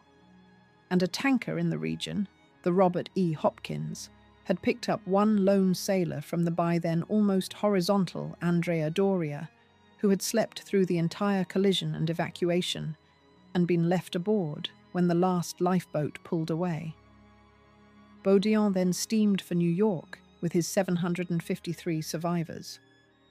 He would receive, in due course, the Legion of Honor. His ship would receive the American Merchant Marine's Gallant Ship Award. He would receive from the Italian line a private note of thanks. He would write his own memoir of the night the following year. Chapter 12, 10:10, on the morning of the 26th. Somewhere around 4 in the morning, Captain Piero Calamai walked off the bridge of the Andrea Doria, only because his own deck officers had locked their arms with his and would not let him stay. The evacuation of the Andrea Doria was, by the small hours, over. The last regular passenger had left the ship in a lifeboat. The last crew members off, apart from the bridge officers, were the stewards of the tourist-class dormitories, who had insisted on going through every dormitory and every passage one more time to check that no elderly emigrant was still, in the dark, waiting for someone to come and get her. The bridge officers of the Andrea Doria refused, one after another, to leave. There is a tradition, in the merchant service of every European nation, that the captain and his senior officers are the last off the ship. In the Italian merchant service, that tradition is a matter of professional pride. Francini, the second officer, was ordered off by Calamai. Francini refused. The other officers refused with him. Calamai considered this. He was very tired. He had been on the bridge continuously since 8 the previous evening. He had walked the entire ship twice. He had watched, through the emergency light, the inclinometer creep from 15 degrees to 18 to 22 and further still. He knew, with a clarity that no captain wants, that his ship had, at best, 3 or 4 more hours. He knew, and this was the harder knowledge, that once his ship went, he was to have, for the rest of his life, whatever life the Italian line and the American courts and the Italian press left him, the description of the captain who lost the Andrea Doria. He wanted, in the small human way that even captains want things, to be under the water when she went. His officers, however, would not go without him. And Calamai, faced with the choice of taking his senior officers to the bottom with him for no reason other than his own pride, took a slow breath and turned and walked with them to the port bridge wing. They descended the outside ladder to the boat deck. The boat deck was almost empty. The port lifeboats hung silent in their davits, still unusable at the Great List. The starboard side was invisible from where they stood, dropped away below them. A rope had been left hanging over the port rail, running down the outer hull to a small motor launch that was standing off at the port quarter. They descended the rope one by one. Calamai was the last off. It was in the small hours of the morning. The motor launch took them across to the Ile de France. Calamai, on the deck of the French ship, did not go below. He stood at the rail on the starboard side of the Ile de France for the next 4 hours, in the same oilskin coat, looking across the 300 yards of dark water at his own ship. He said, in this time, almost nothing. At around 6 in the morning, the sun rose, red, through the fog. The fog itself, over the course of the next hour, began to thin. By 7 o'clock, the visibility was better. By 8, better again. By 9, the fog was gone. At about 9:57 in the morning of the 26th of July, 1956, a chartered aircraft banked over the site of the Andrea Doria's death. Aboard was a staff photographer of Life magazine named Harry Trask. Trask began shooting. He shot in colour. At about 10:06, the ship's list was very great. At that angle, the funnel was dipping into the water on the starboard side, and the Italian tricolour on the funnel, red, white and green, was half in the sea. Her port propellers were clear of the water. At approximately 10:08, the ship reached her beam ends. She was on her starboard side. The funnel was under. The two masts were horizontal to the sea. The starboard side of the hull was invisible. The port side was flat and glossy in the risen sun. At 10:09 in the morning of the 26th of July, 1956, the SS Andrea Doria, at a position corrected for the drift of the night as 40 degrees, 29.4 minutes north, 69 degrees, 50.5 minutes west, rolled the further degrees from her 90-degree beam ends onto her back, sank stern first with her bow at a slight angle to the surface for some seconds, released a rising column of air and steam and oil from her open compartments, and disappeared. Elapsed time from impact to loss. 11 hours, 9 minutes. Harry Trask took his last photograph of the ship at about 10:09. It shows a rectangle of foam and rising oil in an otherwise empty sea. The photographs Trask had shot from about 9:57 to 10:09, all in colour, all of the ship on her side against a blue morning sea, would go into the pages of Life magazine. They would be, over the following week, the images by which the American reading public understood what had happened south of Nantucket. Trask would go on to win the Pulitzer Prize for photography for them. There is one Trask photograph, in particular, that has entered the visual memory of the 20th century. It shows the Andrea Doria at a great angle of list, the funnel dipping into the sea, the two masts almost horizontal to the water, the port propellers lifted clean out of the sea and catching the sun. In the middle distance, one small white lifeboat sits on the still water. On the far horizon, in a corner of the frame, is the dark grey silhouette of the Ile de France standing off. There is no other ship in the frame. It is the visual memory of the North Atlantic passenger liner in the middle of the 20th century, dying in a photograph, in colour, from the air, on a July morning. The photograph was, when Life magazine printed it, the first time the vast American reading public had ever seen an ocean liner die. There had been photographs of the Titanic in port before her maiden voyage. There had been photographs of the Lusitania at her berth. There had been photographs of the Empress of Ireland's wreckage on the shore. Nobody had ever seen a great ocean liner rolled over in the sea. Trask's photograph changed that. It is why, in the American memory, the Andrea Doria remains the more vivid image than the Titanic, even now, 70 years later. The Andrea Doria is the sinking that was, in ordinary daylight, photographed.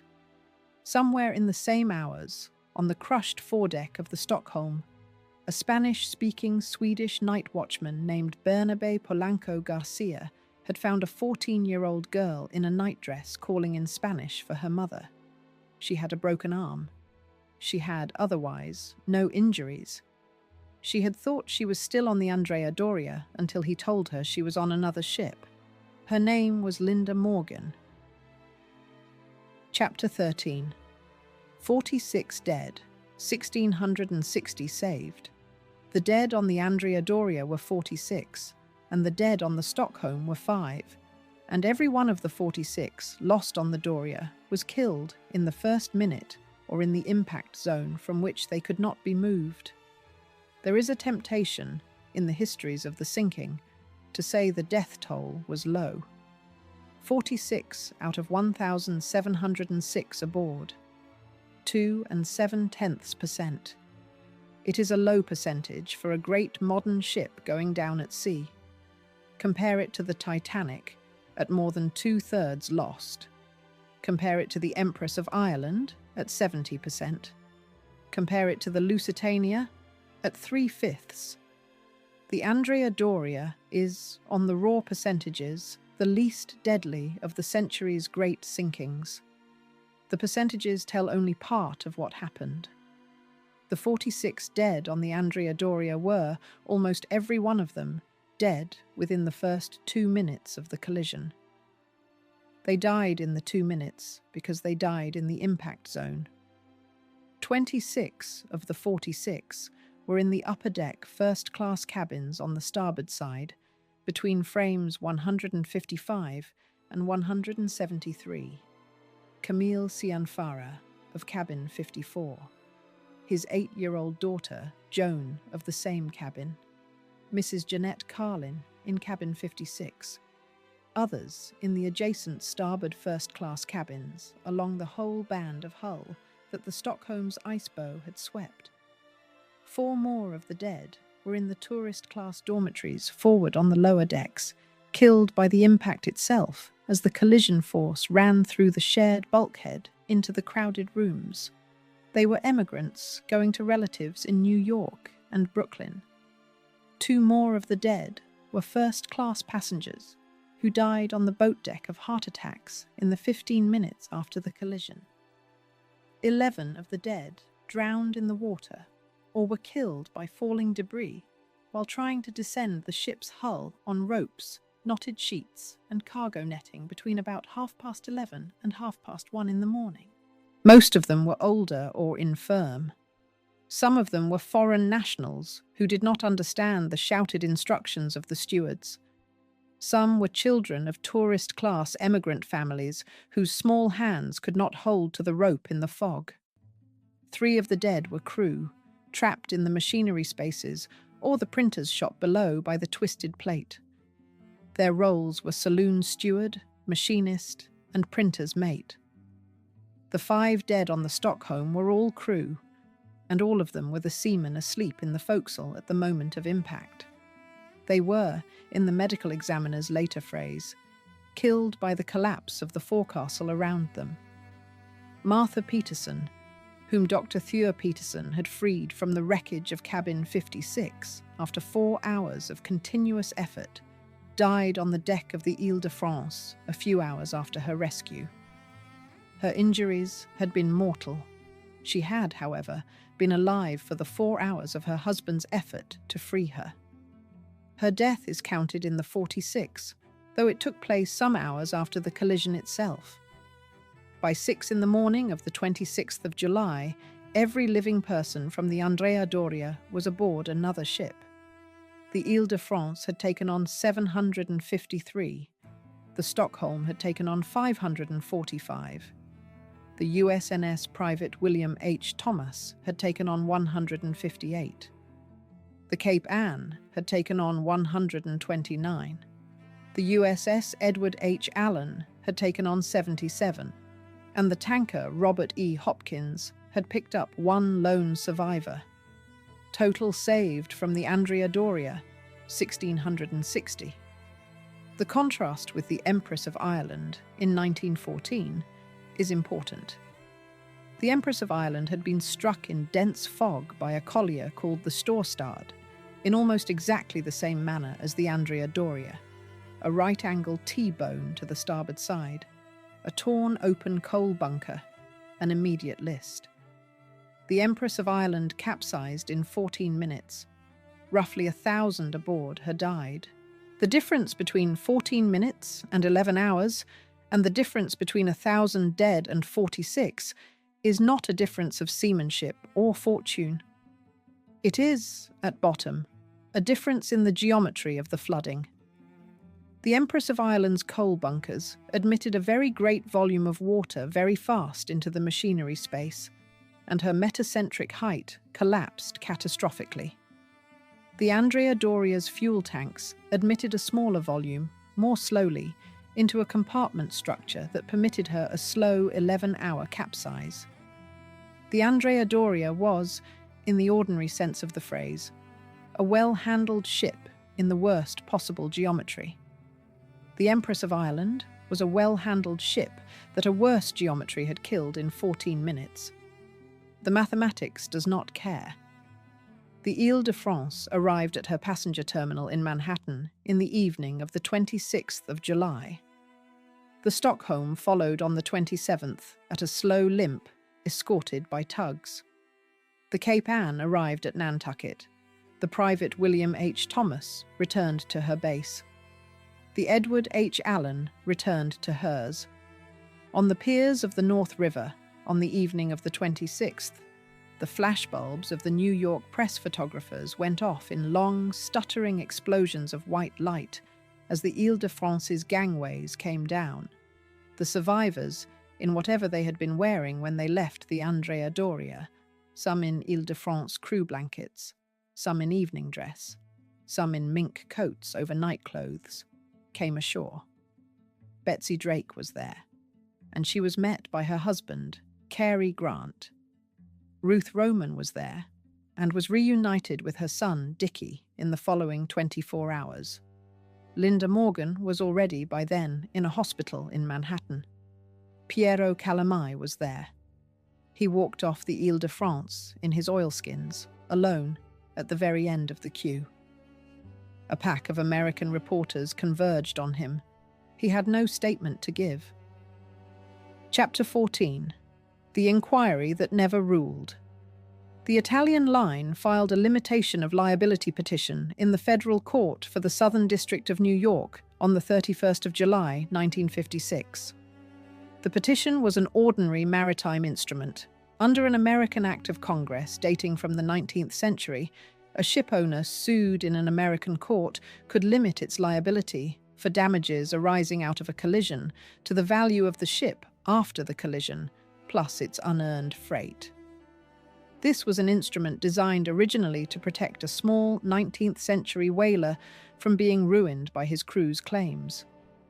In the 20th century, it had become the standard instrument by which any modern shipping line sued for the loss of a great ship capped its exposure at the value of the wreck.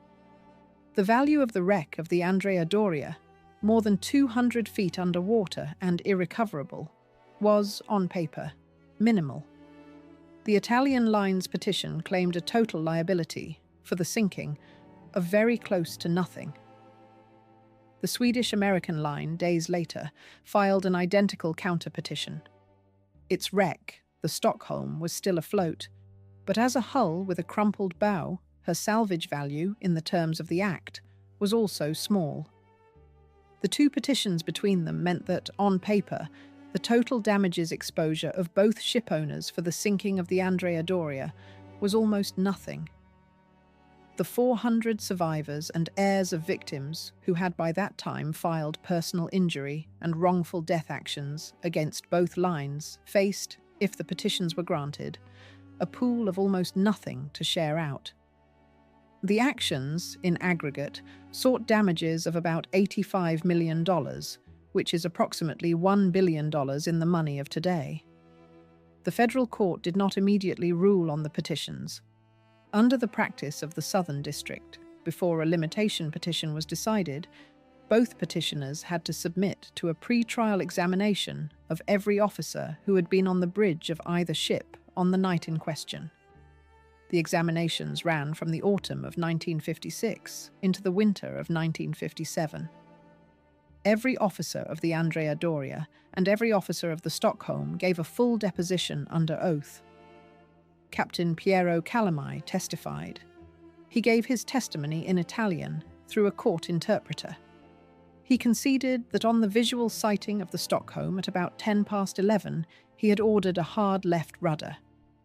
He was asked whether he had considered that this was, under the international regulations for the prevention of collisions at sea, the wrong turn.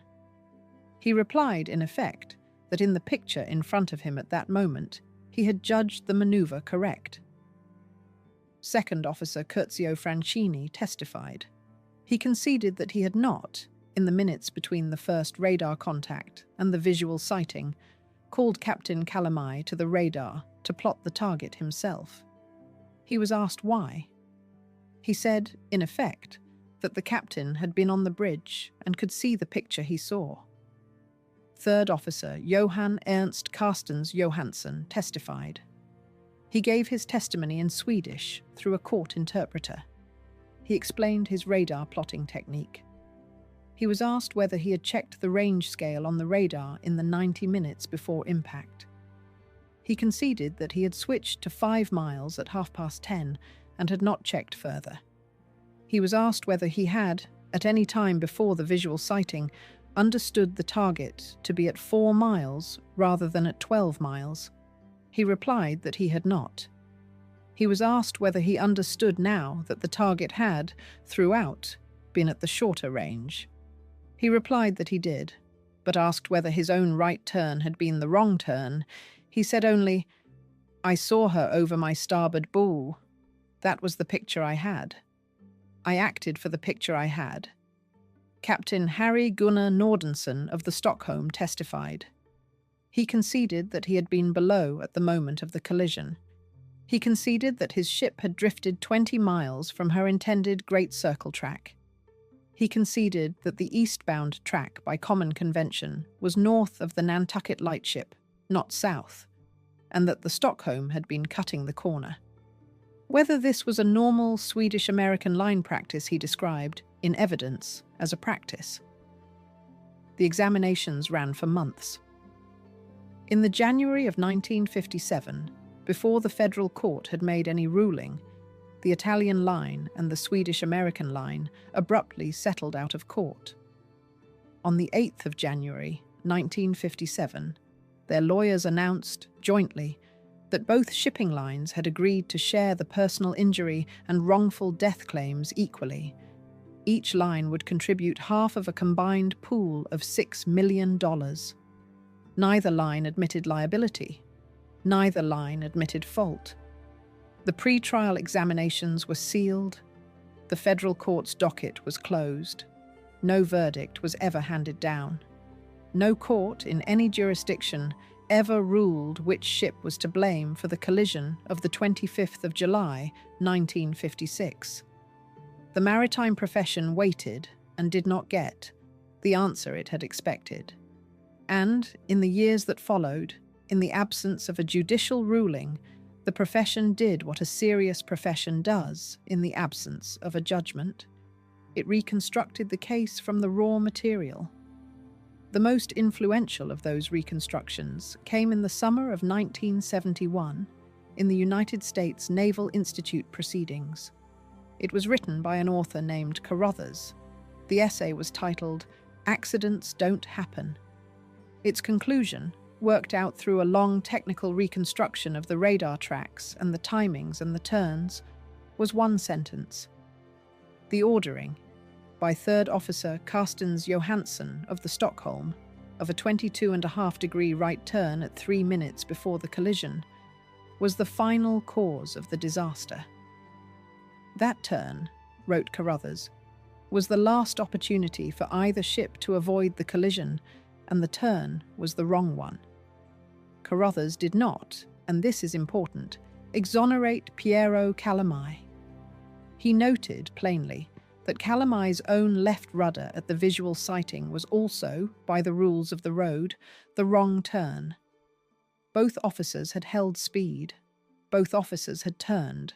Both officers had been wrong. The larger blame, Carruthers argued, sat with the officer whose turn had converted an otherwise probably survivable close encounter into a right-angle T-bone impact. That officer was Carstens Johansson. The last sentence of the essay is the sentence that gave the title. Accidents do not happen. They are caused. Chapter 15. The Mount Everest of Shipwrecks.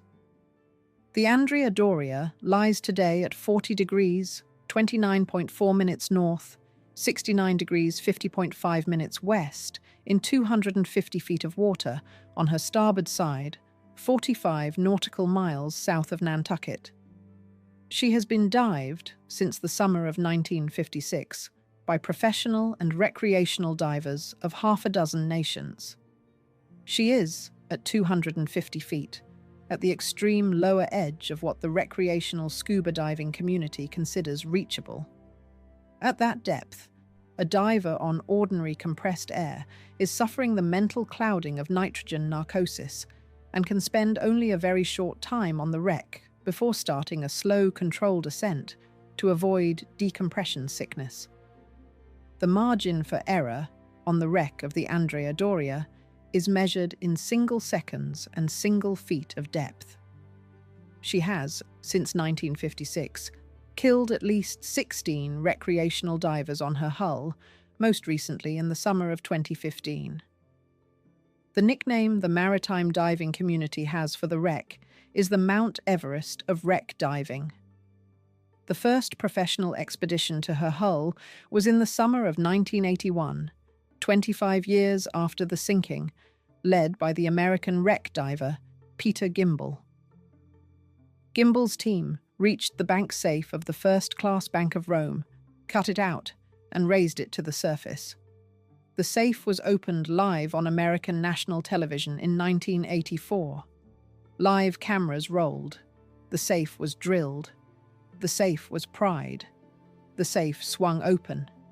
It held American dollars in 1950s, banknotes, waterlogged and stuck together, some Italian lire in a similar condition, and no jewelry, no securities, no gold, and no personal effects of any interest.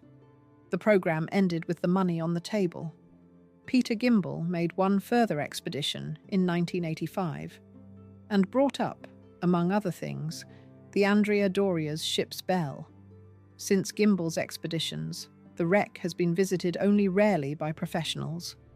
Divers have salvaged, over the decades, a number of small pieces from her hull: portholes, china, small fittings. There is a small trade in Andrea Doria china on the auction sites. The Andrea Doria has, however, not lasted well. The hull of a passenger liner, ordinary carbon steel, in salt water at 250 feet, corrodes steadily, faster where the current is strong. In 250 feet of water south of Nantucket, the current is strong. In 2016, an American submersible research firm called OceanGate ran a sonar survey of the wreck. The results, published later that year, were the most detailed picture of the wreck ever assembled. They showed that the superstructure of the ship had entirely collapsed and that the bow had broken off.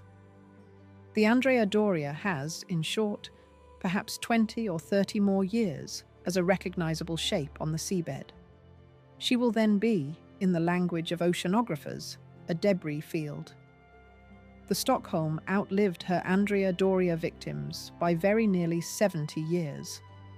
She was rebuilt at the Bethlehem Steel Yard in Brooklyn over the winter of 1956 to 1957, at a cost of a little over $1 million, with a new forward bow welded onto her hull.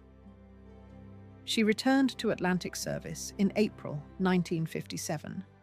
She was sold in 1960 to East Germany, which renamed her. She was sold on again in the years that followed and sailed over the next several decades under a sequence of names, ending as Astoria. She was, at the time she was withdrawn from cruise service in the COVID pause of 2020, the oldest passenger ship still in continuous commercial service in the world. 77 years of service. She was towed, in the summer of 2025, from Rotterdam to Ghent for breaking up. She fetched, at scrap, €200,000. She had, on the 25th of July, 1956, killed 51 people.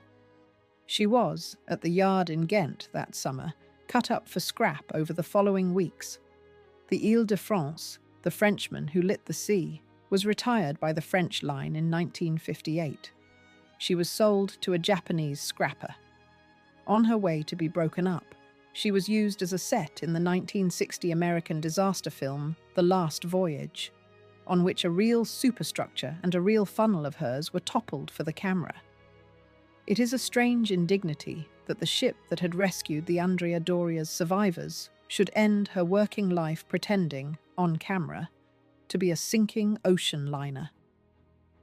Captain Raoul de Beaudéan retired in 1957. He died in 1983. Chapter 16.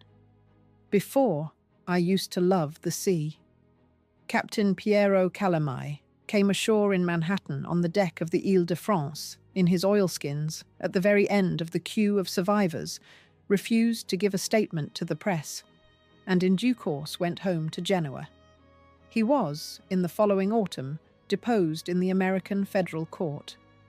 He gave, in the Italian press, no interviews.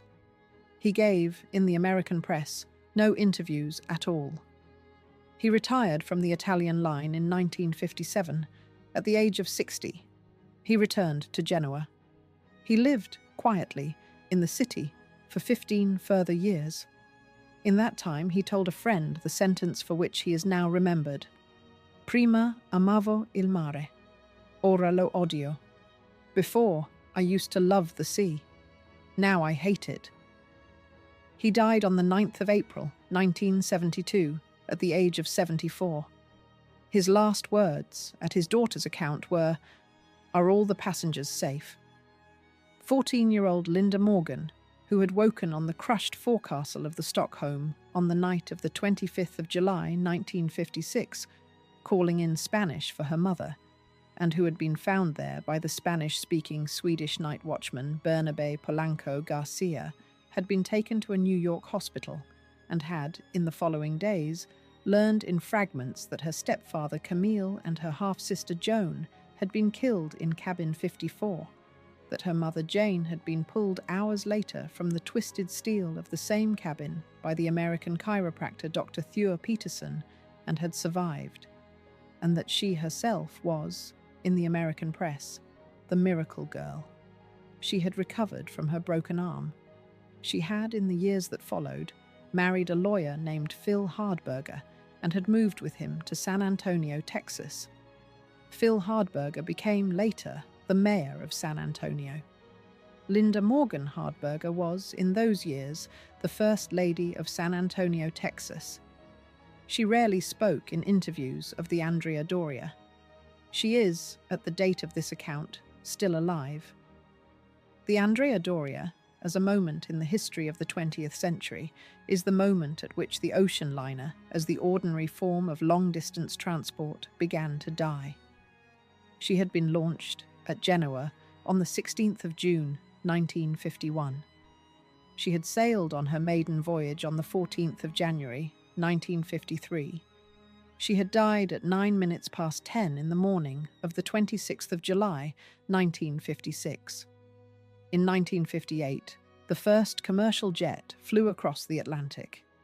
The aircraft was a de Havilland Comet 4 of the British Overseas Airways Corporation. In the 18 months after the Andrea Doria sank, for the first time in history, more people crossed the Atlantic by air than by sea. The great ocean liners of the mid-20th century did not, therefore, die because they were unsafe. The Andrea Doria and the Empress of Ireland and the Titanic and the Lusitania are, taken together, the reason the ocean liner was so heavily regulated as to be, by the mid-1950s, one of the safest forms of transport ever devised. She died because the aeroplane was faster. She died because passengers crossing the Atlantic in a jet aircraft in 7 hours could not be persuaded to instead cross the Atlantic in 8 days in a floating palace, however well appointed. She died because the world had moved on. She was, in the accepted phrase, the last of the great liners and the first of the great victims of the aeroplane. She was also, and this is the smaller and more useful thing, the seam in maritime history at which the radar-assisted collision became a named phenomenon, and the training of every officer of the watch on every liner and every warship and every container ship on every ocean was, forever after, changed. The single officer on the bridge is now on every large passenger ship afloat, a violation of the international rules. The radar range scale is now on every large bridge afloat, verified aloud between 2 officers on every alteration and logged in a book. A 22.5-degree right turn by a single officer alone in a wheelhouse at the wrong moment on the wrong scale is now, everywhere on the world's oceans, structurally impossible. The Andrea Doria bought that with 46 lives. In the small hours of the 26th of July, 1956, in cabin 52 on the starboard side of the upper deck of a ship being torn open by the ice bow of another ship, a 14-year-old girl asleep in her berth had, in 1/100th of a second, entered a Swedish steel hull and become the miracle girl. She would grow up, marry a lawyer, become the first lady of a Texas city. She would live 70 years, so far, past the 14-year-old who fell asleep, listening to the sound of the sea moving along the plates of the hull about 3 feet from her ear. The sea would take, in that 14-year-old's memory forever, the shape of a red, white, and green flag on a funnel going quietly under, in a rectangle of foam and oil, in an otherwise empty sea, 10 past 10 in the morning of a July day in 1956. Somewhere in Genoa, in a quiet flat, an old sea captain had once told a friend the one sentence for which he is now, alone in the long paperwork of the disaster, remembered. Prima amavo il mare, ora lo odio. If you love the great ocean liners and the way they went, subscribe to The Last Voyage and stay for the next one. And tell me in a comment, if you had been on the bridge of the Stockholm at 7 minutes past 11 that night, and you had looked at the radar and seen what you thought was a ship 12 miles away, would you have checked the range scale before you turned? Comment where you are watching from and tell me what you would have done.